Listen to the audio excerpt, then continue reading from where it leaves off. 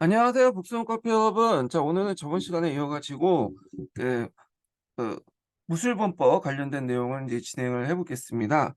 자, 범법 자각 운동, 그러니까 무술범법 관련된 내용의 개혁 내용 관련된 건데요. 무술범법, 그러니까 범법 자각 운동은 두 번에 걸쳐서 이뤘어요. 1차 개혁하고 2차 개혁 이렇게 이제 했는데 이 둘 다 이제 그 모델이 됐던 게 메이지 유신이죠. 메이지 유신. 그래서 이제 그 메이지 유신을 모방을 해서 했다는 거. 자, 보통 1차 개혁 같은 경우에는 사대부를 대상으로 했죠. 신사계층들, 지식인들을 대상으로 했고 2차 개혁은 일반 백성들을 이제 대상으로 했다 해서 있는데 그러면 내용을 보겠습니다. 자, 1898년 4월 23일 날 태후의 동의를 얻어서 강서제가 개혁을 하겠다고 명령을 내리면서 무술범법이 막을 올렸다. 항웨이는 개혁을 추진해 나갈 기구로서 제도국을 개설하고 그 다음에 그 개혁 지향적인 하급관리의 임용과 산업진흥, 신식학교 등을 건의했다. 이렇게 했죠. 자, 그래서 이제 있는데 여기 주의할 것은 여기 뭐 개설했다고 돼 있는데 개설은 아니고요. 정확하게 말하면 그냥 시도는 했다. 이렇게 보시면 될 것 같아요. 네, 이게 개설이라도 돼 있지만 시도를 했다. 이렇게 정확히 표현해요. 자, 그다음에 항제는 과거제에서 팔고문 같은 형식의 출신 문체를 폐지하고요. 서훈을 학당으로 변경해서 유명문신한 관료기구를 폐지하면서 개혁을 추진하는 기구를 마련하는 등의 명령을 내렸다. 그래서 교육개혁 관련된 내용이 나와요. 그래갖고 이제 그 내용인데 여기에서 1차하고 2차하고 그냥 묶어가지고 그 얘기를 하는 것 같아. 동계에서는 좀 분리시키는데. 자, 그럼 여기에서 좀 눈여겨볼 게 뭐냐면 요 제도국은 이제 앞에서 시도는 했다고 했죠. 근데 개선 못하고 나중에 2차 개혁 때에는 무군전을 개설했어요. 무군전을. 2차 개혁 때. 예. 요거는 이제 신종기에 있으니까 그때 이제 좀 살펴보기도 하고요. 자, 그리고 여기에서 이제 1, 2차 합쳐가지고, 그 뭐냐면 교육제도 관련된 내용이 있거든요. 예, 그래서 이제 요 교육제도 관련된 내용이, 예전에 한번 시험 문제 나왔어요. 그래서 그때 이제 과거제에서 팔고문 같은 형식의 치우친 문제를 폐지하고 대신에 이제 뭘 보냐? 과거는 보긴 보는데 서양의 신식 학문을 보는 거죠. 서양의 신식 학문들. 예. 그리고 이제 이런 내용도 좀 기억을 해 두시고요. 그럼 과거제가 폐지된 건 언제죠? 강서신정이죠. 그 뒤에. 그리고 서원을 학당으로 변경했다. 그래서 학당이라는 것은 이제 서원 같은 경우에는 주로 이제 주작이나 이런 것들을 가르치는 거고 이 학당 같은 경우에는 주로 이제 근대적 학문을 가르치는 그런 교육기관이죠. 자, 그래서 이제 이런 교육 개혁을 했다. 그 관련된 내용이 예전에 기출문제에 나왔고요. 자, 그리고 개혁 추진의 미온적인 수급화 관료 및 벼싸움을 태호의 제가 없이 파격적으로 파직하고 항제 침입을 만들 구상을 했다. 자, 이러한 범법과의 항제 움직임은 서태후를 중심으로 한 수급파의 경각심을 불러일으켜 사태는 결국 정변을 향해서 치달아 갔다. 이렇게 했죠. 그래서 이제 이때 그 친일군을 만들 구상을 했고, 그리고 이때 이제 뭘 만들었냐? 신식군대였던 그 신권 유권을 이제 만들죠. 음. 이게 신권 유권인데 신군이라고 보시면 돼요. 신군이라고. 예. 그래서 신군을 만들었다. 그래서 이제 이 신군을 요때 처음 만들었고요. 그리고 이 나중에 강서신정 때 이걸 더 확대시켰죠. 이렇게 이제 기억을 해 두시면 돼요. 예. 자, 그래서 이제 있고요. 그래서 요게까지가 이제 뭐냐면 범법 자강 운동 관련된 개혁 내용이에요. 자, 그다음에 목표가 나오는데 자, 범법 운동의 궁극적인 목표는 위해제 개선을 이제 포방한 입헌군주제 개혁이었다. 그래서 강서제 지원을 얻어 중앙에서 범법 운동을 추진하게 된 뒤에는 위해주 주장을 일단 보류한 채 왜냐하면 이제 앞에서 호남성 개혁 때 너무 포면적으로 이 개혁을 주도했다가 까놓고 했다가 반발을 불러일으켰잖아요. 자, 이런 것들이 이제 경험이 있는 거지, 노하우가. 그래서 일단은 이런 것들 상대방들이 자극할 수 있는 반대파들이 자극할 수 있는 것들은 좀 숨긴 채 이렇게 이제 개혁을 했다. 이렇게 보시면 되겠죠. 그래서 이제 보류한 채 우선 개혁 추진기구 마련을 개헌 추진기구 같은 경우에 뭐 제도국을 개설한다든지 그다음에 무분전을 이제 개설하는 이런 것들 얘기하는 거예요. 자, 곧 입헌군주제 개혁에 한 척금이기도 했다. 그만큼 범법화의 입헌군주제 지향은 수급파 관료들에게 주된 공격의 대상이 되었다. 이렇게 보시면 돼요. 자, 그 다음에 서구식 입헌군주제 도입을 정통적 이념틀서에 추진하기 위해서抗위에는 공자계제고라는 공자계제고라는 독특한 이론을 주장했다. 즉, 이 역시 수급파의 이제 공격 대상이 되는데, 자, 여기에서 이제 그 공자계제고, 칭하기 경고, 그런 책들을 이제 주장했어요. 그래서 요 관련된 내용이 이제 있는데 이걸 좀 정리하고 좀 볼게요. 예. 자, 제가 이제 내용을 좀 정리를 하면,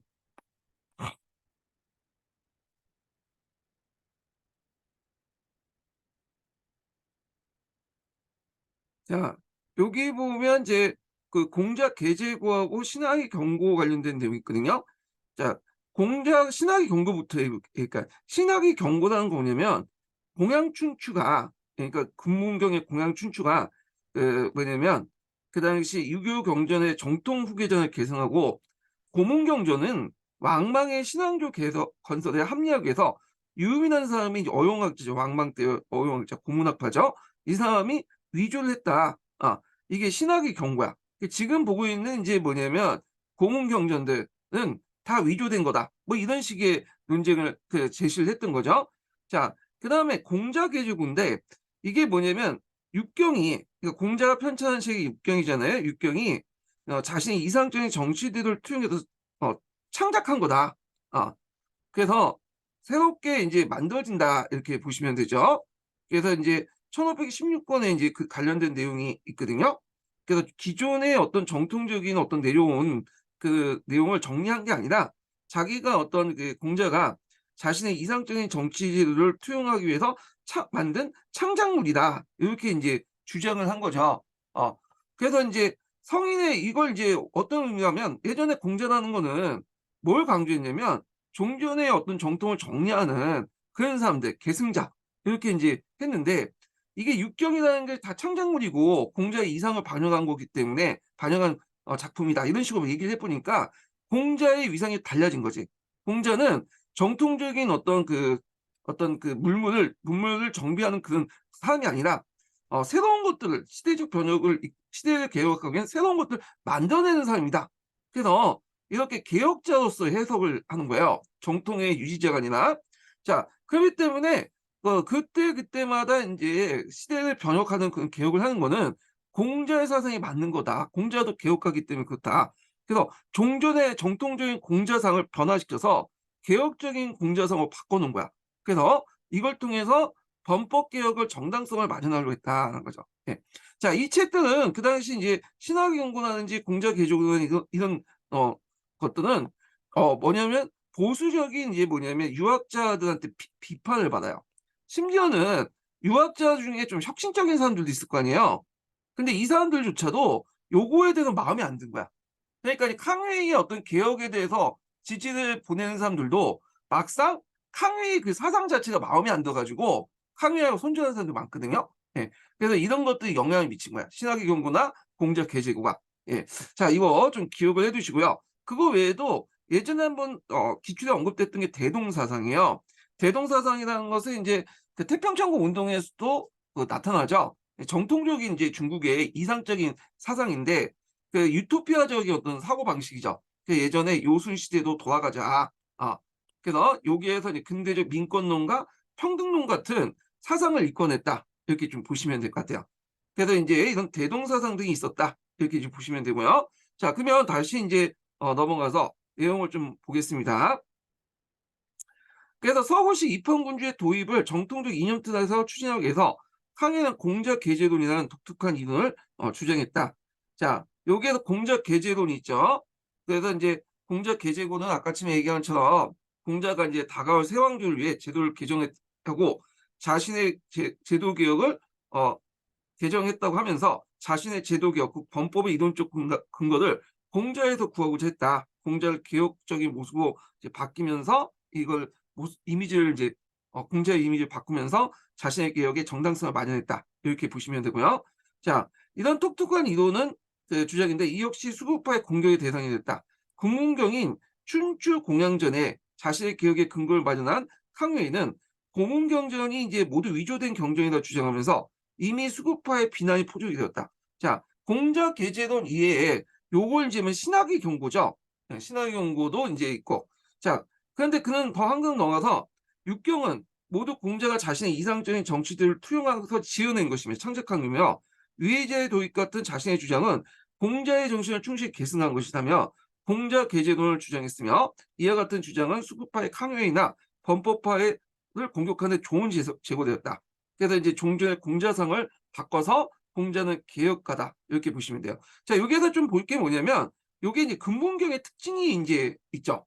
공자가 말하는 근본경은 뭘 강조하냐면 미연대의를 강조하는 거야. 미연대의. 이 근본경은 공자의 숨은 뜻을 강조하는 거죠. 의도. 근데 그 의도라는 것이 되게 주관적인 거잖아요. 딱 이게 글로 딱 적혀 있는 게 아니죠. 그러면 이 의도가 이제 뭐냐에 대해서 주관적 해석이 되죠. 예. 그래서 이제 그 당시 캉웨이 같은 경우에는 공자를 자기 나름대로 공자의 의도를 자신의 어떤 주관적 해석에 따라서 해석을 한 거야. 예. 그래서 이제 이걸 통해서 의회제 도입을 같은 자신의 주장은 공자의 뜻과 부합되다. 이런 식으로 해석을 해버린 거죠.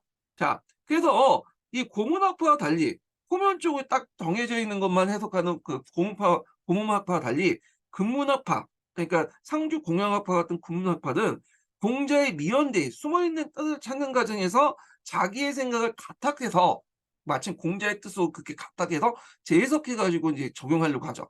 그 과정에서 이제 현실의 어떤 고민, 현실의 사상을 끌어다가 문제를 해결하는, 현재 문제를 해결하는 그런 것들이 나타나게 된 거야. 그래서 근문경은 되게 보면 경세적 성격을 갖고 있는 게 그런 측면에서 볼 수가 있다. 이렇게 이제 보시면 되겠죠. 그래서 이제 이런 내용들 좀 기억을 해두시고요. 자, 캉웨이 활동을 지원해줬던 청록파 고관들이 앞에 청록파 고관들은 누구예요? 보수파들이죠. 이들은 이제 누구를 이제 견제하려고 했다면 그냥 양목파 관료들을 좀 견제하려고 해서 캉웨이를 지원했는데 캉웨이가 뭐 신학의 경고라든지 공자 계제고라든지 자신들이 볼 때는 완전히 이게 그 이상한 소리를 해야 되거든요. 그러니까 얘네들이 딱 보기 개혁은 좋은데 이게 마음에 안 드는 거야. 그러니까 손절해 버린 거죠. 예. 그래서 이제 이런 것들이 주장이 계기가 되었다. 이렇게 보시면 되고요. 강서제가 개혁의 명령을 내리고 있는 동안 청주의 실권은 서태후와 수구주 관리들이 수중에 있었다. 자, 이들은 강서제 개혁에 미온적인 태도였다. 특히 서태후는 강서제 개혁 운동을 빌미로 자신으로부터 실권을 빼앗을지도 모른다는 의구심이 강했다. 자, 이 서태후라는 사람은 자신이 개혁에는 별 관심이 없어요. 이 사람은. 자신의 정권을 어떻게 유지하느냐 거기에만 관심이 있는 거야. 그러니까 개혁은 자신의 정권이 유지할 때만 허용하는 거고 개혁을 빌미로 자신을 공격하면 뭐야? 아니죠. 그냥 개혁파에 공격을 하죠. 자, 이런 것들을 이제 아셔야 돼요. 자, 범퍼파가 영국과 일본과 연합하여 하고자 외교 방침을 세웠고 이토 시로우미가 중국을 방문해 강서제를 소근한 일정이 잡히자 서태후 측은 정변을 일으켰다. 이렇게 했죠. 그래서 이제 개혁파, 범법 자강 운동의 개혁파들의 이제 뭐냐면 그 외교 정책 같은 경우에는 영국과 일본을 뭐냐면 연합해 갖고 러시아를 치자라는 관점이야. 얘네들. 앞에서 말했지만 범법파 상당수가 이제 강동성 출신이거든요. 그러다 보니 여기 지역은 이제 오랫동안 영국과 교육을 했잖아요. 그 뭐 일본 민중들이 영국에 대한 반발이 일어났다고 해도 일단 친숙한 대상이잖아. 그러니까 이 영국의 영향을 받을 수밖에 없어. 친형적인 성격이 얘네들. 그러다 보니까 영국이 제일 싫어하는 사람이 누구예요? 러시아죠. 거기서 러시아가 또 북쪽에서 이제 중국 땅을 야금야금 먹잖아요.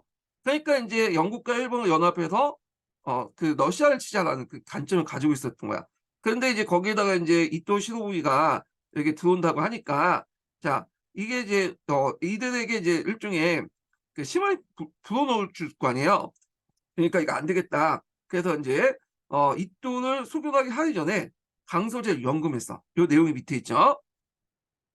그러니까 범법파가 이토 시로부미를 통해서 일본의 국력을 등에 업고 수구파에 대항할 기미를 보였기 때문이다. 자, 이토를 소멸하기로 한 하루 전인 8월 4일 날 강서제를 이제 연금했고 서태후의 간시하에 이토를 소멸한 다음 날 8월 6일 서태후의 흥정을 재개한다는 명령과 항해 체포령을 내리면서 전변을 공식화시켰다. 예, 이걸 무슨 정변이라고 하죠? 그래서 이 항해 양교체 같은 이제 사람들은 간신히 도망가고요. 이 사람들이 이제 어디 도망가니? 일본으로 도망가요. 일본을 가갖고 보안파를 형성하죠. 그 6명의 개혁파 인물들은 처형당했다. 그래서 이걸 뭐라고 하냐면 무술정변이라고 하고요. 그때 이제 처형됐던 이제 개혁파 인물들을 무술육군자라고 해요. 예. 자, 그리고 개혁기 초기는 원상대로 이제 회복했다. 개혁기 초기 이게 뭐야? 개혁기의 조치는 원상대로 회복되었다. 개혁은 추진세력의 악질성과 수급파의 저항으로 인해서 100일이 조금 넘긴 상태에서 좌절됐다. 그래서 이걸 백일개혁이라고 한다. 이렇게 이제 보시면 되겠죠. 예전에 한번 그 한계가 나왔어. 한계가. 범법 자강 운동의 한계. 그래서 이제 뭐 정리를 하면 요거 이제 저 앞에 있는 동기하고 내용을 좀 정리를 해보면 일단은 구제도가 잔존하고 있었고요. 그다음 하회직 관료였던 거. 앞에서 이제 얘기했지만 캉웨이나 이런 사람들은 하회직 관료였죠. 그리고 보수파들의 결집을 유발했다는 거. 특히 이제 이 사람이 했던 얘기, 그러니까 공자에 대한 뭐 공자 계제구나 이런 것들이 보수파들 결집을 시켰던 그런 거고 아직 그 시민 계층이 형성되지 못했다는 거.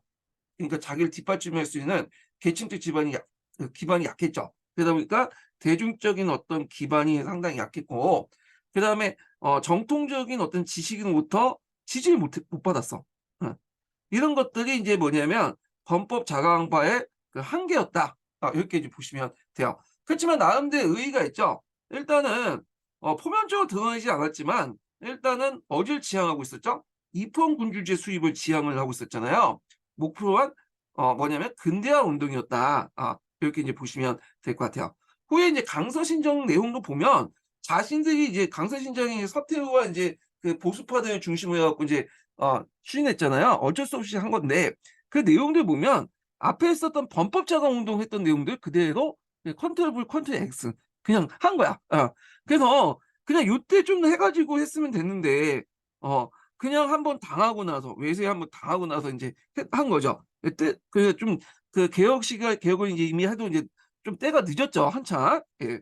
뭐 이렇게 이제 보시면 될 것 같아요. 거기에 이제 서태후 관련된 내용 있죠. 서태후가 했는데 서태후는 앞에서 얘기한 동치제한다. 동치제죠. 예, 동치중이니까 동치제의 어머니가 되죠. 이 사람이. 근데 동치제가 후사 없이 죽었어. 이 사람이 이제 좀 약간 그 낭봉꾼이고 막 그 사창가 왔다 갔다 하면서 매독 권력 부대 하여튼 방탕을 살았어. 그러니까 이제 그때 같은 동치제 서열에 있는 그러니까 좀 사촌 정도 되는 학년이 비슷한 학년이 동일한 강서제를 세웠어요. 왜냐하면 원래 보통 항제를 세울 때 동치제가 죽으면 동치제 그 다음 학년을 세워야 되는데 같은 학년을 세웠던 이유가 뭐냐면 서태후가 이제 강서제를 이제 양자로 받아들이고 자기가 어머니 역할을 하고 갖고 이제 얘들 이제 뒤에서 조종하기 위해서 섭정을 계속하기 위해서 그렇게 했거든요. 그래서 같은 학년을 세워서 자기가 강서제 양자 삼고 강서제 않고 강서제가 성인이 되기까지 섭정을 계속 했죠. 그러다가 나중에 이제 좀 물러나고 보니까 얘가 멋대로 하니까 강서제가 다시 이제 그 뭐냐면 원세계가 이제 원래는 범법화하고 이제 좀 도와주겠다 하다가 뒤에서 뒤통수 때리잖아요. 결국에 원세계와 손을 잡고 또 보수파 손을 잡고 다시 만약 자신이 권력을 차지하죠. 예. 그래서 이 서태후 때문에 이제 중국 근대사가 이제 망쳤다고 보시면 돼요. 예. 그 이 사람이 권력력의 하신이고 맨날 이제 이 사람이 관심 있는 게 항상 뭐냐면 그 먹고 마시고 그리고 미소녀들 끌어다가 이제 하룻밤 자고 죽이고 그렇게 했던 인물들이거든요. 그래서 상당히 이제 뭐냐면 정치를 상당히 못했다. 그렇게 볼 수가 있어. 하여튼. 자, 그다음에 인제 있고 요 관련된 내용 범법 자가운동 관련된 내용을 또 동기에서 한번 찾아서 볼게요. 오늘 덥네요. 예. 자, 그러면 동기 관련된 내용은 이제 몇 페이지 펴 보시냐면요. 쭉 넘어가서 여기 몇 페이지 이거? 663 페이지 펴 보세요. 자, 양모운동의 한계와 범법론의 등장을 볼게요. 자, 서양의 군사 기술 도입으로 근대를 추진했던 양모운동은 일본의 대만 점령 사건, 청불전쟁, 청일전쟁 등의 패배로 그 한계점이 드러났다. 이하여 이제 서양의 기술만이 아니라 정치 제도를 도입해야 한다는 제2단계 근대화 운동이 추진됐으니 이게 범법운동이다. 무술 개혁 운동이라고 하죠. 그래서 유럽의 정치 체제 제도 위원제 도입을 내세운 범법론은 이미 청골전쟁 패배 후에 나타나고 있었다. 자, 양무운동이 한참 추진되고 있는 1980년대 후반부터 범법론이 대두되면서 대외적인 위기 상황에 부정적인 타협으로 인해 양무운동의 파탄이 나타나기 시작했고, 자, 이렇게 대외적 위기 상황을 이제 보통 뭐라고 하냐?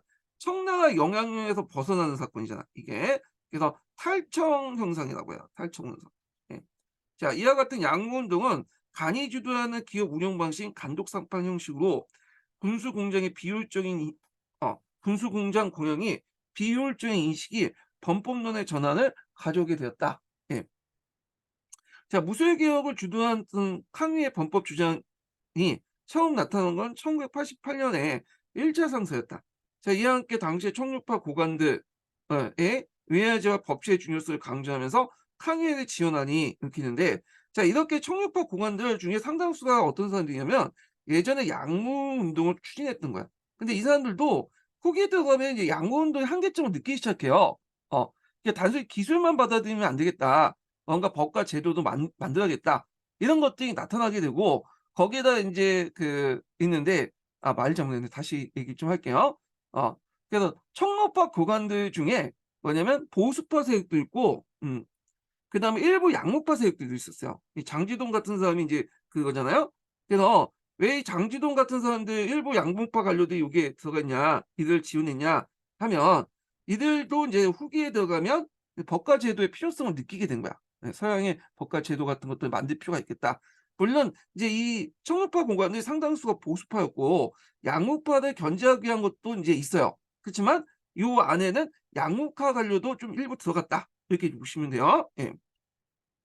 자, 그래서抗외의 지원이抗외에는 더욱 정치 활동의 기반을 다져나갔다.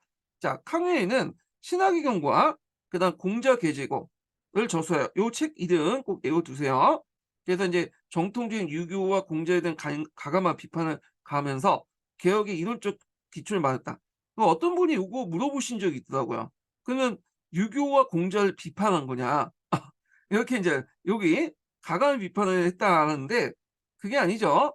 여기에서 볼 것은 방점을 볼 것은 유교와 공자가 중요한 게 아니에요. 비판의 대상이 아니라 정통적인 거야. 좀 전에 정통적인 유교와 공자는 어떤 상이었죠? 보수적이고 그다음 정통을 문화를 보존하는 그런 거였잖아요. 그런 과정에서 개혁은 할 수가 없죠. 그러니까 앞에 한 것처럼 이건 유교와 공자를 뭘로?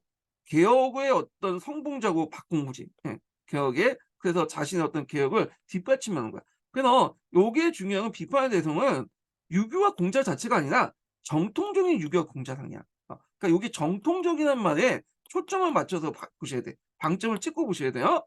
자, 그래서 캉웨이가 특히 주목할 것은 일본은 메이지 유신이며, 이 메이지 유신이 일종의 인제 뭐냐면 개혁 모델이 되는 거죠. 그래서 청일 전쟁 결과 일본이 승리한 것은 이렇게 법과 제도를 받아들였기 때문이다. 서양의 법과 제도를.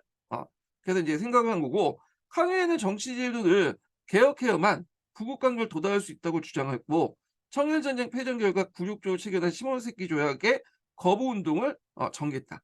자, 이리하여 이제 무술 개혁의 전 단계로서 급진적인 캉웨이의 지지였던 양계초, 당삼동 같은 그 호남선에서 개혁 운동을 했다. 자, 이 호남선 개혁 운동은 한의중에도 있고요. 거기 인제 강자중국사에도 더 자세히 나와 있어요. 강자중국사에서 호남선 개혁 운동이 있다라는 걸 좀 기억을 해 두시고요. 자, 이들 급진적 개혁자들은 학회나 학당, 신문, 잡지를 통해서 그 앞에서 인제 학당 중에 이제 강학회 같은 것도 유명하다고 했죠. 자, 캉웨이의 범법 개혁론을 적극적으로 고취했으며 특히 캉웨이의 대동사상과 공자 계절고가 중심이 되었다. 대동에 인제 도달하기 위해서 예전에 시험 문제 나왔던 건데, 대동에 도달하기 위해서는 전제로 민권론과 평등론을 내세웠다. 자, 대동이라는 것은 인제 뭐냐면 유교에서 강조한 이상적인 사회죠. 어. 요순 시대 때의 어떤 이상적인 사회인데, 요걸 이제 뭘로 해석했냐. 근대적 민권론과 평등론을 가지고 해석을 한 거야. 앞에서의 금문학파의 특징이 뭐라고 했어요? 문자 그대로를 해석하는 게 아니라 그 문자 속에 있는 공자의 미연대의를 해석한 거죠. 그래서 "공자의 뜻이 이렇다." 이러면서 자기의 생각을 같아가면서 해석을 하잖아요. 그래서 "대동을 도달하기 위해서는 민권과 평등이 있어야 된다." 이렇게 해석을 한 거야, 근대적으로. 그러나 이는 서양 근대 자유평등주의와는 거리가 멀고, 왜냐하면 민권과 평등을 해석했다고 해도 한계가 있는 거야. 이거는 왜냐면 우리가 이제 생각하는 그 민권과 평등은 모든 사람들이 다 평등하는 거잖아요. 그런 게 아니라 여기에서는 군주 지배 아래서 그 뭐냐면 백성들을 좀 귀하게 여기고, 그리고 정치의 주체는 신사 정도, 그러니까 분권 공치 정도의 개념을 해석한 거야. 우리가 생각하는 이제 서양 근대에처럼 시민들이 평등한 가운데 정치 참여 이런 것은 아니라는 거, 그걸 얘기한 거예요. 예. 그래서 이는 서양 근대 자유평등주의와 거리가 멀고 황교익가 주장한 국권 견제론 내지 공양 춘추, 맹자를 배경한 군주 정체 하에 기민 정도만 온건한 거다. 자, 한편 공자계제구는 성인을 모셔왔던 공자 위상을 바꿔 공자를 야말로 춘추시대 때 난세를 개혁하자 한 사람은 개혁자에 불과한 해석가 있다. 그래서 앞에서 이제 육경이라는 것을 다르게 해석했죠. 육경은 그 편집된 게 아니라 정통 문화를 정리하고 편집한 게 아니라 공자가 그 자신의 어떤 이상적인 사회를 구현하기 위해서 창작한 물이다. 그렇기 때문에 공자는 개혁가다. 뭐 이런 식의 이제 어 논리가 나오잖아요. 자, 무술개혁의 백일천하를 볼게요. 독일의 교주만 점령에 의해서 열강대에 의한 중국 분할이 임박했다고 생각한 캉웨이는 강서제국을 다시 상소를 다시 올려 개혁을 주장했다. 이게 5차 상소와 6차 상소인데 앞에서 이제 1차 상소부터 4차 상소까지는 강서제가 보지 못했어요. 중간에 컷했죠. 예. 그런데 이 사람이 이제 그때 과거에 합격하고 이제 좀 관료 진출하고 하니까 이 상소까지 올라오기 시작한 거야. 그래서 강서제가 이제 본 거죠. 그래서 예전에 기출문에 나왔던 것이 여기다라는 걸 좀 기억을 해 두시면 되고요. 대외적으로는 영국과 일본 연합해서, 자, 여기는 왜 영국이고 일본이 앞에서 했죠? 그 당시 강동성 출신이었죠, 이 사람은. 그다음에 강동성 공익무역을 통해서 영국의 호감을 가지고 있었고, 그다음에 일본의 메이지 유신을 통해서 또 호감을 갖고 있었잖아요. 그러니까 영국과 일본을 이제 연합해서 분할 국문의 타개책을 그래서 이제 영국하고 일본과 논하고, 그리고 러시아를 이제 대응하다. 그래서 있고, 대내적으로 제도국을 설치하여 그다음 전면적인 개혁을 단행하자는 것으로 개혁의 초점에 제도 개혁이 있었다. 캉웨이의 범법 개혁을 하지 않으면 캉웨이는 범법 개혁을 하지 않으면 황제는 물론이고 관리들도 온전할 수 없다는 위기의식을 고치하여 강서제의 마음을 움직여 일본의 메이지 유신을 보내도 개혁을 착수했다. 먼저 그 개혁의 중심 기구로 제도국 개설하여 유능한 인재를 등용하고 황제는 이곳에서 국정을 윤원하여 새로운 제도 제정하고 주장했다. 물론 이 주장 내용이에요. 예. 그래서 인제 제도국은 그 뭐냐면 실시를 뭐냐면 주장을 했다. 요 정도만 기억을 해 두시면 될 것 같아요. 자, 1898년에 강서제는 캉웨이의 주장을 받아들여 개혁을 단행하는 특별조치를 내리니 소위 무술백일 개혁의 서막이었다. 자, 개혁 내용이 있는데 여기가 인제 1차 개혁이고요. 그다음에 여기가 2차 개혁이에요. 2차 개혁. 그래서 개혁 내용은 제도국 개설, 그다음에 개혁파 관리 임용, 3인의 상소 허용, 그다음에 인제 상업진흥, 신식학교 설치와 자연원 의복제도 등이었다. 이렇게 있는데, 그런데 이 제도국 설치는 보수적인 대신들의 반대에 부닥쳐 진전이 없었고, 그러니까 개설 시도만 했다고 보시면 돼요. 그리고 과거제 이제 팔고문을 폐지하고 서원의 학당 전환 등 몇 가지 개혁이 추진했다. 이게 1차 개혁이었다는 거 좀 기억을 해 주시고, 여기에 눈여볼 게 3인의 상소 허용 같은 게 뭘까요? 그러니까 예전에 상소를 올리려면 좀 어느 정도 이제 통관직이 있고 그래야지 인제 뭐 상소를 올릴 수 있었거든요. 근데 캉웨이 같은 경우에는 이 과거 합격 이전에 상소를 계속 올렸어, 황제에게. 근데 중간에 컷을 냈죠. 왜냐하면 밑에 있는 인제 그 일반 신사들이나 민들이 황제에게 직접 상소 올리는 거 못 하겠어요, 그 당시. 그러니까 "이거를 받아주라." 황제가 직접 일반 상 그 뭐냐면 일반 신사 계층이나 민의의 어떤 그 상소 운동 있죠. 머슬하지 않은 사람들. 그걸 받아줘라. 그래서 국정을 반영하다. 이렇게 했는데 이런 것들 이제 뭐냐면 요구를 했다. 캉웨이의 어떤 이제 예전의 경험을 바탕으로 이제 얘기를 한 거예요. 자, 캉웨이는 개혁에 방해가 되는 수국파 대신에 수청을 요청하면서 예부 상서를 비롯한 고급 관리를 서태후 제거 없이 파직시켰다. 자, 이어 담사동 같은 개혁파 관리들을 군기장경으로 임명하여 제도국 설치 방안을 나갔다. 자, 이어 2차 개혁. 2차 개혁 같은 경우에는 이제 1차 개혁 같은 경우에는 이제 그 조치가 잠깐만요. 1차 개혁 같은 경우에는 이 전국 시조라는 그 뭐냐면 황제 조칙을 통해서 시작을 했는데 2차 개혁은 여기 보면 계도백서조라고 하죠. 예. 그래서 계도백석조로 이제 해 가지고 시작했다. 이게 조칙이에요. 조칙 이름이에요. 중요한 건 아닌데 그래서 여기에서는 주로 신사계층들, 사인들을 대상으로 했고 여기에서는 일반 민들을 대상으로 한 게 좀 차이가 있어요. 요 관련된 내용은 그 강자중국사에 있어요. 제가 얘기한 게 다 지어서 얘기하는 게 아니에요. 지금 여기는 없지만 강자중국사 다른 책에 있는 내용을 지금 언급을 한 거야 제가. 예. 그래서 인제 있고 자 그래서 인제 여기 그 2차 개혁의 내용을 보면 유명무실한 관료기구의 철폐나 그다음 제도국 성격을 갖는 무군주를 결성하고요. 그다음에 항제 군사력을 강화할 목적으로 친위군을 창설해서 신군 육군을 인제 뭐냐면 창설했다. 그 원세가 친위군을 막기도 했다. 신군 육군이 줄어서 이제 신군이라고 하죠. 예 똑같은 말이야. 예. 그래서 뒤에 보면 신군을 창설했다는 내용이 있어요. 어떤 책에서 보면 신군을 창설했다. 근데 신군 창설 관련된 내용이 그 강서신정으로 되어 있거든요. 근데 여기는 신군 육군이니까 신군하고 신군 육군하고 좀 다를 거 아니냐인데 똑같은 말이다. 이렇게 보시면 돼요. 그래서 정확한 말은 강서신전 때 신군 육군을 창설했다는 게 아니라 신군 육군, 그러니까 신군을 확충했다. 이게 정확한 말이야. 제 그래서 하여튼 그렇게 있고요. 그다음 원세계의 친위군을 맡기고자 했다. 이렇게 있죠. 자 그러나 이러한 개혁의 진행은 결과적 서태를 정점으로 한 수구파 세력의 결속을 가져왔고 개혁을 간행하다가 청주의 항쟁 체제가 위태롭다는 불안감을 일으켰다. 따라서 서태후는 수구파 기대 속에 신복부화했던 영록을 임시 지계총독을 임명하여 북양 육군을 장악하게 하고 범법 방대 쿠데타를 비밀리에 구체화시켰다. 자 이에 위기를 느끼했던 인제 뭐냐 담사동은 일찍이 강학회 회원이며 그 신군 육군을 장악하고 있는 원세계에게 수구세력을 타도하는 군사행동을 익히를 요청했다. 그러니까 원세계는 범법과를 배신하고 오히려 영로에게 이 사실을 밀고 하면서 범법운동을 역주했다. 이 원세계 같은 경우에는 참 약간의 배신의 아이콘이죠. 요때도 배신했고 뒤에 나중에 신해혁명 때도 그 청나라를 위해서 군대 가다가 진압하다가 그냥 혁명파가 타협해 갖고 이제 그 총구를 그 청나라 돌렸잖아요. 그래서 여기에서 성향은 인간이라는 게 이게 타고난 성향은 버릴 수가 없어. 그래서 이렇게 인제 이걸 볼 수 있는데 자 하여튼 이렇게 있고 8월 4 일부터 수국파의 전변으로 강서제가 연금되고 있어 항해의 체포령을 등 전변이 선포되었다. 자 이와 함께 이제 무술 육군제라는 담사동, 양해, 유광재, 뭐 이목 등 4 명의 군기 장군과 캉웨이 아우, 어사 등이 처형됐다. 자 다행히 캉웨이와 양계초는 영국인의 도움으로 일본어 피신하니 무술 개혁은 100일 천하에 좌절되었다.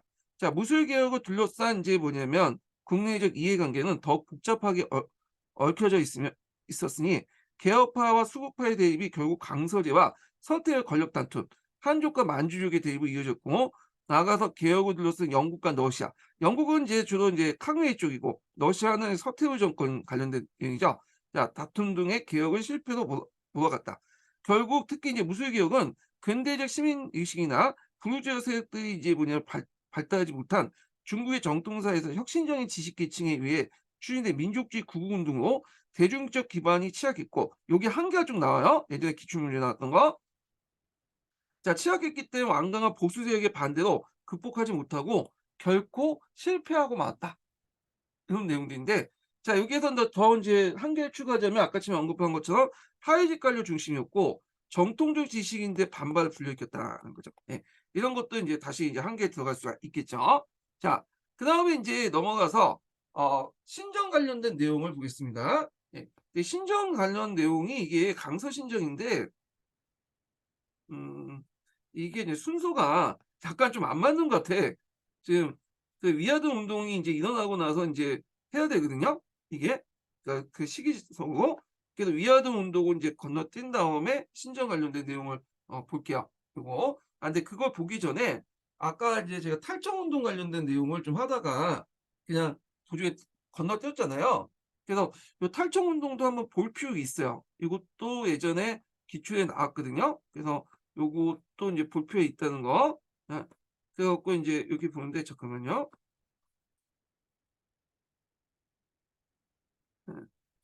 자, 탈청운동 관련된 내용을 좀 한번 보겠습니다. 이게 한희준에 있는데 앞에 이 건너뛴 부분을 이제 강조할게요.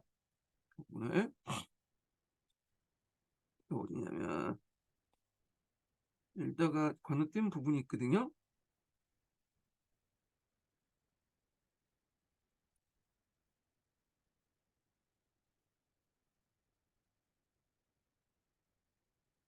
자, 몇 페이지 펴보시냐면요. 여기 291페이지 펴보세요. 예, 한희중 291페이지요.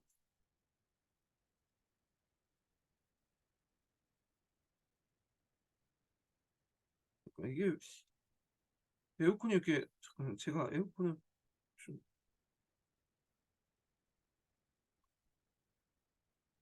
아, 제가 됐네요. 자, 거기에 탈청 운동 관련된 내용인데 탈청 운동은 뭐냐? 탈청 형상은 뭐냐? 탈청 운동의 형상이죠. 예. 청나라가 이제 종전에 뭐 조선이라든지 그다음에 베트남이라든지 이 오키나 유구국 같은 걸 중에 조공국 거느리고 있었잖아요. 이런 것들 개항 이후에 하나하나 빠져나가는 그 형상들 얘기예요. 그래서 이제 먼저 대만이 사건을 해서 오키나와 쪽이 이제 빠져나가고 물론 오키나와는 예전부터 이제 일본의 영향이 있었죠. 게다가 이제 청나라가 베트남이 빠져나가고 그다음에 청일 전쟁으로 조선이 빠져나가고 이렇게 이제 있는데 그 내용을 보겠습니다. 자, 중국을 둘러싼 국제관계 변화 가운데 과거 중국에 조공을 바쳤던 일본은 중국과 근대적 조약인 청일수호 조교와 통상장정을 체결했다. 자, 이건 이미 그 자체가 이제 뭐야? 평등한 관계에서 이제 맺어진 거잖아요. 이런 것들이. 자, 그런데 1871년 말 청일 양국에 조공을 바쳤던 유구가 그 유구라는 것은 이제 오키나와요. 포로민들이 대만의 토착민들에게 살해된 사건이 있었다. 자, 그래서 이제 이렇게 있는데 요거는 이제 좀 뭐 부연 설명하면 그 당시 오키나와 같은 경우에는 그 에도 시대 때 이미 사스마 변에 의해서 정복당했죠. 그 유구 왕국이 이제 일종의 일본의 종속국이 된 거야. 근데 일본이 유구를 이제 그대로 놔뒀던 이유가 뭐냐면 유구 왕국을 그 당시 이제 일본하고 청나라 간의 어떤 공식적인 조공무역 체계가 형성되지 못했잖아요. 국교가 맺어지지 않다 보니까 그러다 보니까 이제 오키나와 같은 경우에는 중국 청나라하고 조공 관계가 있었거든요. 그래서 유구를 살려둠으로써 청나라가 계속 조공무역을 하려고 했던 거야.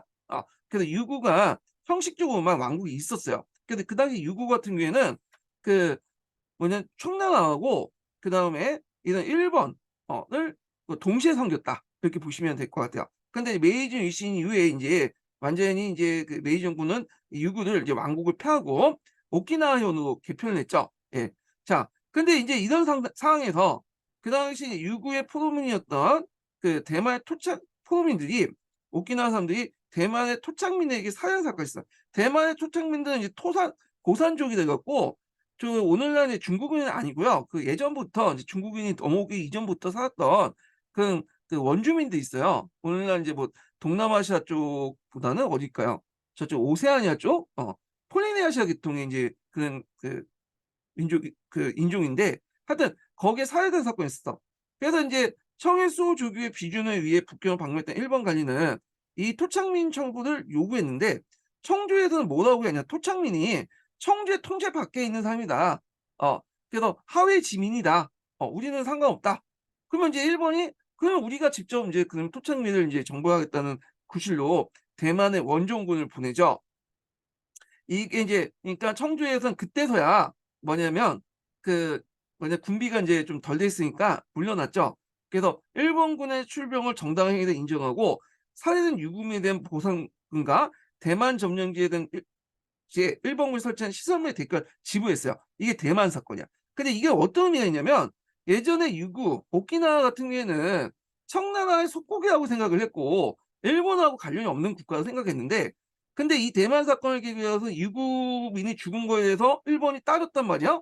근데 청나라가 나중에 결국에 사과를 했고 보상금을 줬다는 거야. 그럼 뭐야? 유구민이 일본이라는 걸 인정해 준 꼴이잖아. 그리고 나서 오키나와가 일본의 한 영토라는 걸 인정하게 된 거죠. 그러니까 이 사건을 통해서 오키나와는 이미 이제 뭐냐면 완전히 일본 쪽으로 이제 넘어간 걸 중국이 간접적으로 인정해 줬다는 거야. 이게. 자, 이는 유구에 대한 중국의 종주권을 부인하고 유구를 일본의 속국으로 인정한 결과가 되었다. 자, 이러한 해결은 청조가 침략자에게 도리어 보상해준 것으로 중국의 무력함을 내에서 드러낸 것이다. 중국 안에서 자강을 추구해온 양무운동의 성과가 없는 것이 아니냐는 회의론도 나왔다. 대만 사건에서 외교적 승리를 거둔 일본은 이후 유구에 대한 지배권을 더 강화하고 1879년 유구를 오키나와현으로 개편해 일본 영토를 병합했다는데, 제가 좀 착각을 했네요. 그때 이제 유구를 오키나와 편을 뭐냐면 개편한 거는 좀 뒤에 있는 대만 사건 이후에 일어난 거거든요. 그래서 좀 수정을 했어요. 제 전후 관계를 잠깐 착각했어. 예.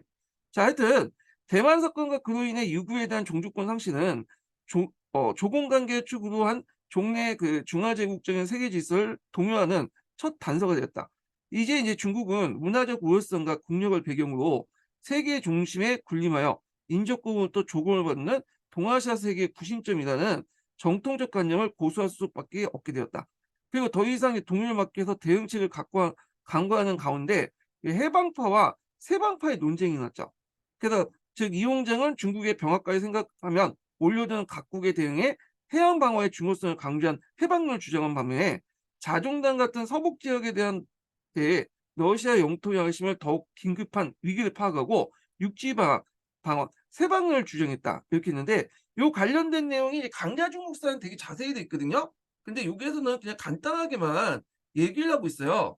그래서 요 부분에 대해서 이제 좀 제가 따로 이제 정리를 좀 했어요. 강자중국사나 이런 것들 이제 바탕으로 정리를 이제 했거든요. 자, 아까 이제 그 보면 정리한 내용을 보면요. 예, 잠깐 500사.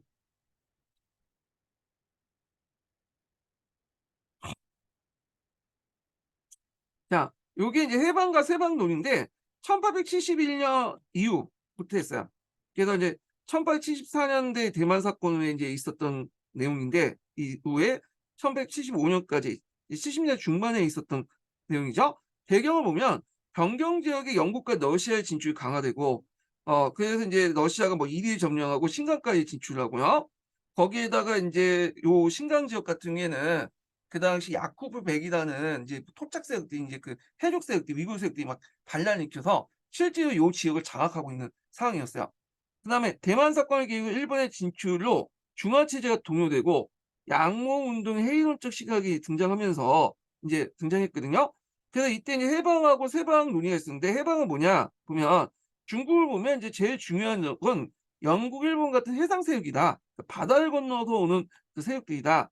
그리고 여기에 연안 부분이 다 중국의 핵심 지역이잖아요. 그러니까 이제 이용작 같은 양모 운동파들은 요길 막아야 된다. 그러니까 그 해외로부터 오는 적들을 막은 게 중요하다. 근데 번강 뭐 신강 지역 그냥 줘라. 거기 항구지에 불구하고 뭐 땅만 넓지 뭐 그렇게 그 중요한 땅도 아니니까 뭐 러시아가 먹든 영국이 먹든 내버려둬라. 이렇게 이제 했던 거거든요. 그래서 이용장은 그 당시에 시국을 병국이라고 했어. 그러니까 이제 병국이라는 건 위기에 처했던 거죠. 중국이 위기에 처했기 때문에 지금 한정된 자원에서 어떻게 효과적으로 이제 뭐냐면 적들을 막기 위해서는 바다에 있는 부터 적어놓은 적부터 막고 중국의 핵심 지역을 지켜야 된다. 이런 생각을 갖고 있는 거죠. 그래서 이 지역 자체가 또 양무파의 근거지잖아요. 예. 자, 그래서 양무운동파들은 이제 이 해방론을 지지를 했는데, 자, 이 세방파, 육방파는 뭐냐? 주로 양무운동을 반대하는 사람들이 그 보수파들이 주장했고, 다만 자종당 같이 양무파 중에 그 뭐냐면 세방파도 있었어요. 이 소수죠. 자, 하여튼 제일 중요한 거는 요쪽이 아니라 얘네들 뭐 영국이나 미국이나 일본은 영토 욕심이 없지만 제일 중요한 러시아다. 러시아는 우리나라 그럼 영토를 지금 야금야금 먹고 있는데 가만히 있어서는 안 되겠다. 어? 그래서 요길 먼저 막아야 된다. 이렇게 이제 했죠. 자, 그래서 이제 이렇게 했고 이들은 중흥이식. 그러니까 지금 그다음 동치 중흥이라 해서 나름대로 이제 왕조가 부흥했기 때문에 이런 부흥된 어떤 그 에너지를 가지고 힘을 가지고 러시아 사격을 막아야 된다. 이렇게 이제 주장을 했던 거야. 그리고 중화의식 같은 정통적 세계에 집착을 했다. 그래서 이제 이런 것들이 특징이에요. 그럼 어떻게 이제 결론이 났냐? 결국엔 두 개의 의견을 동시에 추구했죠. 그러니까 이홍장 같은 사람들의 의견을 받아서 앞에서 이제 바다의 적을 막기 위해서 함대를 건설했고요. 네. 그리고 이제 뭐냐면 그 자종당 같은 사람들은 이제 그 당시 야쿠백베이라는 그런 신강 지역에 이제 도둑놈도 있었잖아. 거기를 이제 톱을 내 갖고 결국 신강 지역을 회복을 했죠. 예. 그래서 신강 지역이 지금 중국의 이제 영역이 된 거야. 만약에 그때 내버려뒀으면 오늘날 뭐 동투르키스탄 공화국 같이 이런 이제 뭐냐면 그 국가가 형성이 됐겠죠. 그러면 항상 그거 만들어졌으면 중국이 상당히 뭐냐면 위기에 처했을 것 같아 내 생각에는. 예. 그래서 하여튼 중국 입장일 때는 자정당이 상당히 뛰어난 인물이다. 그래서 상당히 이제 뭐냐면 그 중국의 영역을 지켰다 이런 데 의미가 있죠. 자, 그런 내용도 이제 좀 보고요. 그럼 다시 넘어갔습니다. 자, 청벌전쟁의 추이와 결과를 보죠. 청벌전쟁은 그 베트남에 대한 종주권을 고수한 청과 베트남을 식민지로 보유한 프랑스 간에 일어난 전쟁이죠. 그래서 이제 그 구실이 됐던 게 이제 프랑스가 그 1860년 선교사 박해를 구실로 스페인과 함께 베트남 남부 지역을 이제 쳤어요. 자, 그때 이제 그 베트남은 어떤 왕조가 있었냐면 베트남의 마지막 왕조였던 웅우eng 왕조가 있었어요. 웅우eng 왕조. 네. 웅우eng 왕조가 원래는 그 나라 건설 당시에 그 당시 이제 프랑스로부터 도움을 많이 받았거든요. 그런데 이제 나중에 딱 나라가 세우고 나서 프랑스와 손절한 거야. 그러니까 이제 프랑스 입장할 때는 뒤통수를 맞은 거지. 그러니까 이제 노리고 있다가 결국에는 그 당시 이제 그 선교사들 살해 사건을 계기로 해가지고 베트남 남부를 이제 침략을 했고요. 그래서 이제 1차 사이공 조약, 그다음에 2차 사이공 조약, 그다음 후에 조약 이렇게 해 갖고 천천히 조금씩 이제 베트남을 먹기 시작해요. 예. 자, 그래서 이 과정이 있는데 그냥 이제 1862년에 베트남과 제1차 사이공 조약을 맺고 콘친차이나와 동부 삼성의 곤론도를 획득했으며 베트남 식민지화의 첫 발을 디뎠다. 이어서 프랑스는 1867년 콘친차이나 서부 세종도 실력을 병합했다. 1873년에 베트남 북부 하노이를 포함한 송꼬이 대타 일대를 점령하고 제2차 사이공 조약을 맺게 되었다. 자, 이로써 이제 참고로 그 당시 웅웨이 왕조의 이제 수도는 중부 지역에 있는 이제 지역이에요. 후에인가? 아, 이뭐 하여튼 그 지역인데 오늘 사이공이나 이제 베트남 그 어디야? 사이공이나 지금 호치민이죠. 호치민이나 하노이는 아니에요. 예. 그래서 이제 후에가 이제 거기에 그 중앙에 있었던 그 도시인가 근데 하여튼 제가 그때 까먹었는데 그 웅웨이 왕조의 수도가 그 중부에 있는 도시였다. 이렇게 보시면 돼요. 자, 하여튼 이렇게 보면 베트남의 독립을 구정함으로써 프랑스가 베트남을 이거 어디까지예요? 2차 사이공 조약을 체결했다. 자, 이로써 프랑스는 콘친차이나의 이제 그 육성을 식민지로 가지게 되었다. 또 베트남의 독립을 구정함으로써 이 말은 뭐예요? 이거 독립은 중국으로부터의 독립이죠. 그러니까 중국의 어떤 조공국이 아니라는 거야. 그러면 중국의 조공국이 아니니까 베트남을 독립시키는 그 의미가 아니죠. 내가 먹겠다. 프랑스가 먹겠다는 거죠. 그래서 구정함으로써 프랑스가 베트남을 사실상 보호용으로 삼을 수 있었다. 자, 이는 베트남과 중국의 조공국을 부인한 것으로 프랑스 측에서는 이 조약 내용을 통보받은 중국은 베트남이 중국의 종속국이라는 주장하면서 이를 승인하지 않았다. 자, 1980년 베트남 황제가 그 당시 이제 그 조공사전을 보내오면서 원조를 요청하자 청조에서는 이에 대한 대응책을 마련에 불신했다. 자, 청조와 프랑스는 베트남의 지위를 둘러싸 외교 공방을 거듭하는 중 1982년에 흑기군은 이제 태평천국 운동을 진압한 후에 그 일부가 베트남 운남 국경을 이동한 정착된 부대거든요. 그래서 이들은 이제 그 일대를 무용을 장악하고 베트남 그 정부하고 운남선 당국의 후원을 받아서 프랑스에 대치하고 있어요. 일종의 함영 부대라고 보시면 돼요. 민간 그 부대들. 이에 청조도 정규 6회군을 베트남에 파병했다. 자, 그러니까 흑기군이 이제 프랑스 강상조사대 활동 반대로 활동 방해를 구시로 프랑스가 하노이를 점령했다. 그러니까 이에 청조는 정규 6회군을 베트남에 파병했다. 자, 한때 이제 프랑스와 청원 무력 대응에 회피하는 타결책을 찾았으나 프랑스의 내각 교체로 더불어 프랑스는 본격적인 침략을 준비했다. 자, 베트남 북부의 프랑스군은 1800 그 뭐냐면 43년 후에까지 합하고 웅회 왕조의 이제 그 수도가 중부에 있는 후에요. 후에 조약을 체결했다. 그 내용은 일종의 이제 우리나라식으로 좀 외교권 박탈 같은 그 뭐냐면 을사조약이라고 보시면 돼요. 베트남판 을사조약. 그 내용은 프랑스가 베트남에 대한 보호권을 가지고 중국에 포함한 모든 외국과의 관계를 간장하며 통킹에 접한 한성을 이제 하장하고 통킹이라는 건 통킹만 부근에서 북부 베트남 쪽이에요. 그리고 프랑스군이 송코이 유역에 무기한 점령하고 베트남군은 통킹을 철수하며 세계항을 개방하고 프랑스군이 흑기공을 토벌한다는 것이다. 중국에서 강경한 주전론이 대두돼 프랑스의 공격에 적극 대응하기도 하고 흑기공을 공식 인정하면서 지원하기도 했다. 자, 그리하여 1883년 10월부터 송꼬이 삼각주 일대에 양측이 1차 무장 대응이 일어나는데, 송꼬이는 이제 그 베트남 북부에 있는 그 강 이름이에요. 거기에 이제 1차 무장 투쟁이 충돌이 일어났다.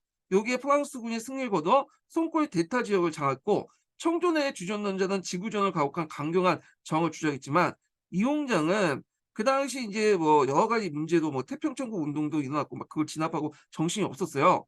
그래서 이제 프랑스와 화해를 이제 추진하면서 그 당시 이홍자의 프로니아 협정을 이제 맺었다. 이렇게 이제 보시면 될 것 같아요. 자, 이 협정의 내용은 그 당시 프랑스의 베트남에 대한 보호권을 규정한 후해 조약을 승인하고 중국군의 철수, 그리고 그 프랑스의 청영토 불칠범 등을 포함한 것으로 청조 내에서 이용장에 대한 규탄이 빈발했다.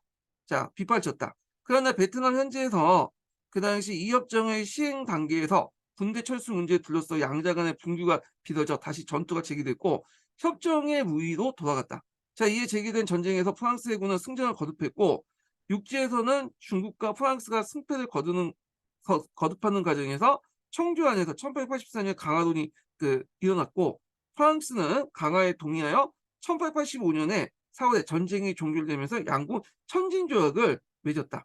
자, 이때 천진조약은 우리가 생각하는 그 앞에 있는 그 2차 아편전쟁 천진조약이 아니에요. 다른 천진조약이에요. 예. 자, 그래서 이제 있고 그다음에 이제 천진조약의 내용은 프랑스와 베트남 간에 이제 뭐냐면 조약을 중국이 인정하며 중국과 베트남 간의 변경무역을 개방해 통상항을 열고 특혜 관세를 인정하고 청조 남부의 여성을 철도를 부설할 때에는 프랑스 업자와 이제 상의한다는 조약이다. 그래서 프랑스 여기가 이제 청조 남부라는 건 어디겠어요? 주로 강동, 강서, 운남 지역이죠. 요 지역 일대가 이제 베트남과 가깝기 때문에 있는데 되게 이런 지역들은 되게 이제 그 프랑스의 세역권 범위에 있는 거야. 이때부터. 자, 이로써 이제 후해 조약을 중국이 승인하게 되어 중국의 베트남에 대한 종주권을 상실하게 되었다. 그래서 유구의 경우에는 중국에서 멀리 떨어져 있는 곳이라 중국 본토방에 그다지 기여하지 않았으므로 그것에 대한 종주권 상실 그대도 뭐 덜 충격적이었고, 그러나 베트남에 대한 종주권은 중국 본토방의 중요한 울타리가 떨어져 나간 거죠. 일종의 변방이 떨어진 거죠. 이게 중국이 있으면 이 당시 이제 베트남이 이쪽에 남쪽에 있고 이쪽이 조선이 있으니까 국경을 맞대고 있었잖아요. 그래서 그 자기들 보호해주는 변방, 그러니까 울타리가 떨어져 나간 거야. 그러나 이제 베트남의 종주권 사실은 중국 본토방의 중요한 울타리가 떨어져 나간 곳으로 여기죠. 중국 측에 큰 충격이었다. 그래서 20년간 추진된 양무운동에 무슨 성과가 있느냐는 비판적 여론이 나타났다. 하지만 그렇지만 아직까지 양무운동이 완전히 파탄됐다는 인식을 보이지 않고, 이거 왜 이래? 오히려 무역의 열세에 부강한 해군력을 중심으로 군사력 증강을 적극 추진한 방향으로 양무력 운동이 지속되었다. 이렇게 이제 보시면 될 것 같아요. 예. 그래서 이제 요 내용들이 있는데, 그때 이제 요 가정의 청구 전쟁에서 그 당시 이제 이게 안 나온 게 뭐냐면 1884년에 복권함대가 있잖아요. 요 복권함대가 개멸됐어요. 푸조에서 이제 개멸됐거든요. 전쟁하는 과정에서 요 내용이 이제 좀 이렇게 안 나왔으니까 여기 좀 참고해 주시고요. 예. 자, 그다음에 청일전쟁과 영향을 볼게요. 청일전쟁은 중화제국의 질서에 매우 중요한 위치에 차지하고 있던 조선을 둘러싸고 청과 일본 간에 일어난 전쟁이었다. 메이지 유신 후에 이제 조선의 진출에 기회를 엿봤던 일본은 일본 해군 측량선 운양호를 강화도에 접근했다 해갖고 쭉 내용인데 이거는 뭐 한국사 관련된 내용이니까 건너뛸게요. 이쪽 부분은요. 예, 쭉 읽어보시고 그래서 이제 시모노세키 조약 관련된 내용만 한번 읽어보겠습니다. 예. 자, 청조는 일본의 강화를 요청했고 이때 이제 그 전에 이제 북양항군이 이제 최강 동양으로 격파됐죠. 예. 그러니까 이제 거의 이제 팔다리 잘린 이제 이홍장 입장일 때 빨리 이제 후전을 맺어야 할 상황이었어요. 그래서 이홍장과 이토 시도부니가 사이에 시모노세키 조약이 체결됐다. 그 조약 내용은 조선의 자주 독립군을 인정하고 요동반도, 그다음에 대만, 횡호율도를 활용하여 배상금을 지불하며 일본에 대한 체국 대우까지 인정하는 신통상 조약을 체결하면서 4개항을 개항하며 요게 이제 예전에 시험 문제 나왔죠. 중군까지 중경까지. 그러니까 이제 양자각 유역에 보면 이제 그 다 이 양자각 유역 자체가 그 영국 일본의 아니 일본이 아니라 중국의 이제 청나라의 핵심 지역 아니에요. 경제 지역인데 여기 안에 있는 중간중간에 인제 여러 항구들을 개항을 인제 뭐냐면 하는 걸 인정해 줬죠. 예. 자, 그래서 중국까지 내지 항해를 보장하고 개항장에서 제조업의 종사권을 보장하며 위에 의해서 일본의 주도권을 이제 보장한다는 것이다. 자, 조약 내용이 알려지자 러시아, 프랑스, 독일이 무력 시위를 벌였고 이게 삼국 간섭이죠. 이런 삼국 간섭 결과 요동반도 하락하는 대신에 추가 배상금을 물게 했고 대신에 이제 세상에 공짜가 없다고 그 대가 러시아는 여순과 대련을 얻게 돼요. 이게 이제 노동자 땅이죠, 상당히. 요동반도 끝자리에 있는 곳인데 여기에 가면 이제 부동항을 얻을 수 있고 요쪽을 통해서 저쪽 뭐냐면 동중국해나 남중국해 쪽으로 진출할 수 있는 그 중요한 요충지도. 자, 프랑스는 강주만, 독일의 교주만 위치를 조차를 허용했다. 이에 이제 영국은 러시아의 남하 정책을 맺는다는 구시로 위해를 조치했다. 요거 요즘에 이번에 시험 문제 나왔죠. 그래서 이제 이후 중국인들은 조국이 여러 열강들이 조각조각 분할되어 식민지 통치를 받게 되면서 오는 가분의 위기에 처해졌다. 이렇게 있죠. 자, 요걸 이제 하기 전에 조차하고 조계지하고 우리는 거류지라고 이제 하죠. 그다음에 조차지, 그다음에 이제 세력권 요걸 좀 그 개념 파악을 좀 할 필요가 있어. 요걸. 자, 그래서 인제 요번에 위해와 관련된 문제가 나왔기 때문에 한번 정리를 좀 해 보는 시간을 좀 갖겠습니다. 예. 자, 여기 조계지라는 거는 뭐냐면 대개 보면 이제 항구나 어떤 도시의 특정 부분을 빌리는 거야, 외국이. 그래서 그 대신에 인제 그 빌리는 나라들에게 돈을 주죠. 그래서 이 조계지 같은 경우에는 조계를 먼저 설정한다는 내용은 있어도 구체적으로 어디에서 어떤 것을 조계를 설정할지는 구체 기한이 없어요. 그래서 그냥 이렇게 계약을 맺고 1-2년 있다가 이제 조계 계약이 끝나면 다시 조계지를 그 국가에 반납을 하는 거거든요. 그래서 주로 인제 항구나 그다음 이 일부 항구나 도시에 항구 도시나 이제 이런 도시에 계양 도시나 이런 데에 일부 지역을 인제 조계지로 설정해 놓고 보통 인제 빌려요. 그래서 이거는 그때그때 계약에 따라서 계약 기간이 끝나면 인제 뭐냐면 다시 반환하는 그런 지역을 조계라고 해요. 그러니까 특정하게 뭐 우리가 생각하는 조약을 통해서 이렇게 딱 규정짓는 게 아니다. 다만 조약은 조계지를 만든다고 이제 해 놓고 실제로 어디에서 어떤 조계지를 만들 거는 인제 그때그때 이제 상황에 따라 달라지는 거죠. 자, 조계지 같은 경우에는 중국의 계양지에서 외국의 행정, 경찰, 사법 등을 관할하는 지역이고요. 지조를 이제 중국에 지불할 뿐 사실 독립된 지역이고 제국주의 국가들이 무역업과 은행업을 투자하면서 세상 생산에 뛰어들며 중국에 대한 경제적 지배를 확대했다. 그래서 예전에 이제 상해 조기에 관련된 내용 있죠. 뭐 공동 조기도 나오고 프랑스 조기도 나오고 요거 관련된 내용이고요. 자, 조차지 같은 경우에는 원래 제국주의 열강대 일정 기간 동안 99년 동안 이제 어떤 특정한 지역을 한 거야. 그러니까 조계지보다 훨씬 더 넓고 이런 경우에는 이제 조약을 맺고 인제 이렇게 공식적으로 이제 빌리거든요. 좀 구속력이 더 강해요. 자, 그래서 대표적인 게 뭐냐 보면 앞에 러시아가 인제 여순과 대련을 조차했다고 했잖아요. 요 조차지. 요게 인제 널 전쟁 이후에 일본의 조차지가 바뀌었고요. 일본은 요길 기반으로 해서 이렇게 남만주 철도를 인제 장악하고 여기 연안 부근 그러니까 여기 지역과 남만주 철도 부근 지역을 강동주라고 인제 하고 거길 이제 보호하기 위해서 강동군이라는 어떤 군대를 파견했잖아요. 그다음에 상동반도 같은 경우에는 전반적으로 독일의 세력권인데 다만 이제 독일 같은 경우에는 주로 웨이하이 부근에 이렇게 있죠. 자꾸 웨이하이가 아니라 저기 여기 교주만 일대 자우조우 일대 교주만 일대가 인제 그 독일의 그 조차지고요. 여기가 인제 그 있고 이 자우지만 그 교주만 일대에서 세웠던 독일 식민지 그러니까 독일의 계획 도시가 있어요. 이게 칭다오야. 이건 나중에 만들어진 거야 이건요. 그래서 칭다오 하면 칭다오 맥주로 유명하잖아요. 독일 맥주가 유명한 게 여기가 원래부터 독일 조차지 있는 거고 여기가 인제 웨이하이가 인제 요번에 시험 문제에 나오는데 영국의 조차지죠 여기는. 그럼 왜 웨이하이에 뒀냐? 이거는 요거와 관련돼 있어. 얘가 인제 여기 여순 대련 지역에 러시아가 인제 있다 보니까 요 지역을 바탕으로 해서 동쪽의 남중국해 쪽으로 나갈 수도 있고 또 태평양 지역 쪽으로 나갈 수 있잖아요. 그러니까 영국의 입장에 올 때는 이제 러시아를 막아야 되잖아. 그러니까 바로 입구에 여기 요동반도가 있으면 바로 입구에 여기에 둔 거야. 예.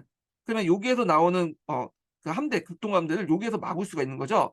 그래서 이제 웨이하이를 조처를 했다. 요번에 이게 기출문이 나왔던 거죠. 요거. 예. 자, 그다음 조차주로 또 유명한 게 뭐냐면 홍콩 북쪽에 있는 구릉반도 북쪽에 있는 신계 지역이에요. 신계. 이 신계 같은 경우에는 1898년에 그 뭐냐면 조차를 했거든요. 그래서 이제 그 홍콩의 90%를 차지해요. 되게 넓은 지역이야. 근데 이제 사람은 상대적으로 좀 적죠. 그래서 이제 근데 그때 이제 하랑하려고 했는데 이홍장이 하랑보다는 그냥 조차하고 99년 동안 조차하면 안 되겠냐 이렇게 하니까 영국도 어차피 99년이 그 당시에는 이게 돌아오나 생각해서 뭐냐면 그냥 99년 조처했어요. 이게 이제 거의 이제 이홍장의 신의 한 수죠. 99년이라는 것이 긴 것 같지만 언젠간 돌아오죠. 예. 자, 하여튼 그 조차지를 반환하는 과정에서 홍콩을 영국이 그냥 딱 내준 거야. 그냥 안 내줘도 되는데 홍콩 섬하고 홍콩 그 구룡반도 같은 걸 안 내줘도 되는데 안 내줄 경우에는 그 조차 신계에 있는 여러 가지 이제 그 도시 기반들이 있었거든. 신계에 뭐 발전소도 있고 상하수도 있고 등등 하니까 결국에 도시를 운영하지 못하니까 떼준 거예요. 근데 이게 좀 잘못된 거라고 이제 앞에 좀 얘기했는데 하여튼 그렇게 있고 자 그다음에 이제 그 강조만 같은 경우에는 프랑스가 이제 이렇게 조차를 했죠. 이렇게 있는데 그래서 이제 이렇게 조차지가 이렇게 있고요. 세력권 범위를 좀 보면 세력권을 범위 보면 전반적으로 상동반도 일대는 독일의 세력권이에요. 여기가. 그래서 이것 때문에 이제 나중에 21개조 요구문 같은 것들 하면서 일본이 요게 우리한테 달라고 했던 거고 세력 범위가 세력권은 이제 뭐냐면 조차지를 바탕으로 해가지고 그 주요에 세력권을 행사할 수 있는 거 독점적인 어떤 개발 자원 같은 그렇지만 중국의 영역이긴 하지만 그 나라가 나름대로 그 지역에 영향력을 행사할 수 있는 범위 이렇게 보시면 돼요. 자, 일본 같은 경우에 여기가 대만이 이제 여기 일본의 식민지였죠. 그러니까 대만 앞에 있는 복건성 지역, 이게 푸조우가 복건성 지역이거든요. 자, 요 지역이 이제 일본의 세액 범위고요. 그 다음에 이제 여기 보면 강동, 강서, 운남이 여기 어디야? 베트남하고 가깝죠? 그러니까 요 지역 일대가 이제 프랑스 세역권이었어. 그리고 이제 여기 양자강 유역 지역 같은 경우에는 영국의 세역권이죠. 이 노른자 땅이요. 특히 영국 같은 경우에는 그 뭐냐면 얘네들 관심 있는 거는 중국이거든요. 중국. 그리고 이제 그 있고 중국의 또 강북 지역이 아니라 강남 지역이에요. 그러다 보니까 강북 지역까지는 안 가고 강남 지역까지만 진출했어. 네, 여기.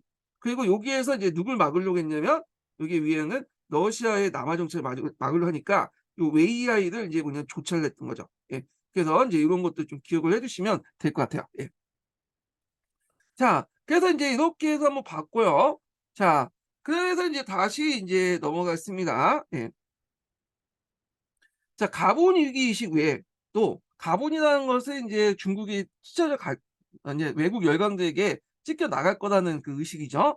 가본 이슈에도 의식 외에도 청일 전쟁의 패배와 그 결과를 맺은 조약의 내용은 중국인들의 큰 충격을 안겨주었다. 중국이 조선에 대한 종주권을 포기한 것은 중국 제국 질서의 어떤 완전한 붕괴를 의미한다.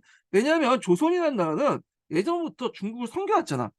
좀 그렇지만 고려 조선부터 쭉 했잖아요. 그래서 제일 큰 조공국이었죠. 그런데 설마 조선까지 이제 일본이 넘어가니까 일본 쪽으로 이거는 완전히 중국 중시의 어떤 조공 그 책봉 질서가 무너진다는 의미잖아요. 또 막대한 배상공호 청정한 큰 타격을 받은 반면 일본은 이 배상금을 가지고 급속도로 발전할 수 있게 되었다. 자, 이후 일본은 종국에서 성국 열강 같은 지위를 오르게 되었으니 그 과거 종국의 조공을 바쳤던 나라가 그 이제는 중국보다 우세한 지위를 차지하게 되었다. 자, 또 양모운동의 30년 전에 결실을 할 수 있는 북일간도의 참패는 자강을 1차적 목표로 한 양모운동의 파탄을 웅변하는 것이고 청일전쟁에서 패배가 초래한 정확한 만한 위기시기에서 이제 서양의 군사 기술을 중심으로 근대적 공업화 운동을 뛰어넘는 근본적 개혁이 필요함을 느끼고 이로써 범법 운동이 나타난 거다. 그래서 이제 여기에서 이제 후반부 내용은 여기부터 해갖고 여기 후반부 같은 내용은 저희 이제 청일전쟁 패배에 관련된 내용이야. 예. 그래서 이렇게 해서 한번 정리를 해봤고요. 자, 그러면 이제 다시 넘어가서요. 예, 강서 신정을 보죠. 강서 신정이 의아당 운동부터 보고 그다음에 강서 신정을 볼게요. 이게 좀 시간에 맞춰 갖고 이제 순서대로 봐야 되거든요. 예, 그래 갖고 의아당 운동부터 보겠습니다. 의아당 운동 보기 전에 반기독교 운동부터 이제 보고 넘어갈게요. 그래서 몇 페이지 펴보시냐면요. 어, 이게 몇 페이지야? 322페이지 펴보세요. 322페이지. 그리고 이제 첫 번째 뭐냐면 그 인증번호 알려드리겠습니다. 첫 번째 인증번호는 55번입니다. 네, 첫 번째 인증번호 55번이에요.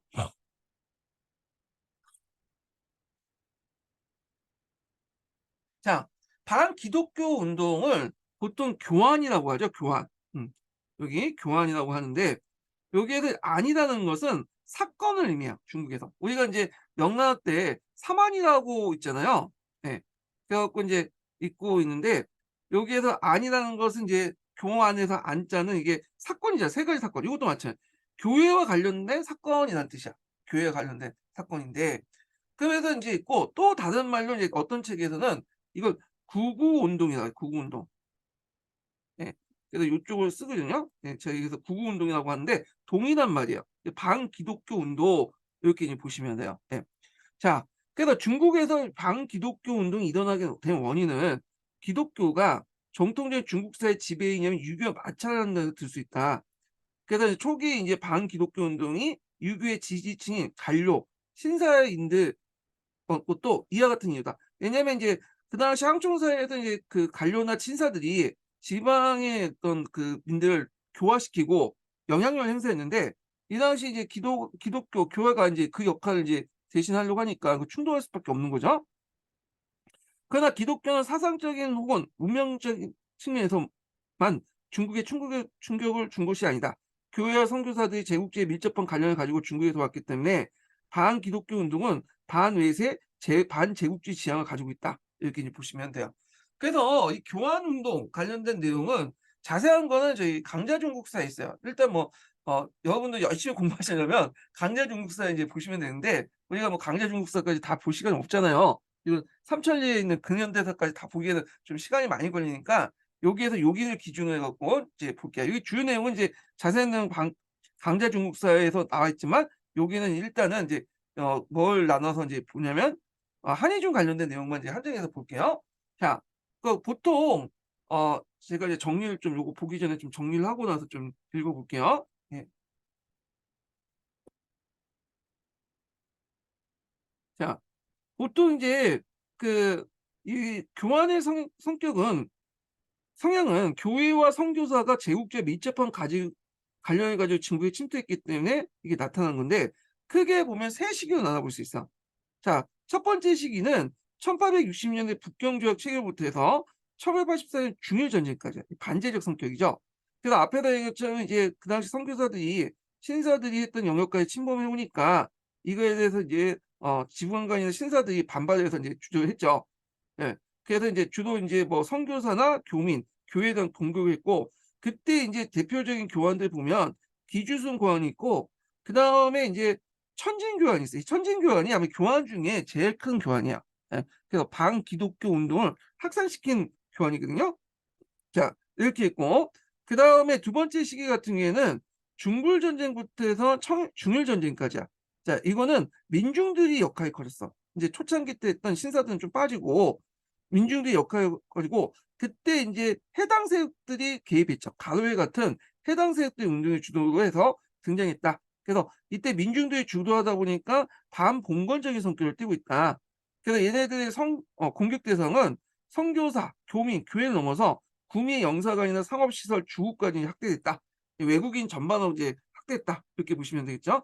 자, 3시기 때는 세 번째 중일전쟁부터 위화당 운동 그 전까지인데 주로 인제 요 시기 때는 그 주로 인제 다시 이제 1시기 때 인제 참여했던 관리 신사들이 다시 참여하고 민중과 비밀교사와 함께 운동을 줘요. 그래서 간민학자로 인제 했다 보시면 돼요. 3시기 때는.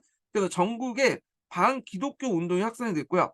그래서 이때는 배경을 보면 그 중일전쟁 이후에 인제 중일전쟁보다 청일전쟁이라고 보면 되겠죠. 이것도 청불전쟁, 청일전쟁이어야 되는데 이 그 좀 약간 중일전쟁 하면 좀 약간 뒤에 그 1930 그 년대에 일어난 중일전쟁을 헷갈릴 수 있으니까 좀 이렇게 고려하고요. 하여튼 이때 인제 열강의 자본 침투와 중일전쟁, 청일전쟁 이후에 가분 의식이 있잖아요. 이런 것들 배경으로 해서 이제 정계층적인 어떤 그 힘이 모 기 모 뭐냐 결집됐죠. 그때는 반제 반봉건적 성격을 동시에 띠고 있지만 상대적으로 인제 그 당시 가분 인식을 바탕으로 했기 때문에 반제 의식이 강하고요. 그리고 인제 반청 세력들이 좀 약화된 형태야. 그때는 순천 면왕, 그러니까 청나라에게 받들고 모시고 양을 경문하자. 이때 청이라는 것은 만주족이라는 의미보다는 요때는 중화를 의미하죠. 중화. 예. 그래서 인제 요런 내용들 기억을 해 두시면 될 것 같아요. 그래서 이렇게 세 시기에 따라 주도 세력에 따라 좀 다르다. 그렇지만 30개 들어와서는 서로 합쳐 갖고 이제 했다. 이렇게 보시면 될 것 같고요. 자, 그래서 인제 요렇게 한번 정리를 해 봤고, 자 그다음에 인제 넘어가서 한번 읽어 보겠습니다. 자, 요거는 좀 쉬었다가 구체적인 내용을 읽어 볼까요? 네, 두 번째 단락부터는 좀 쉬었다가 인제 읽어 볼게요. 예.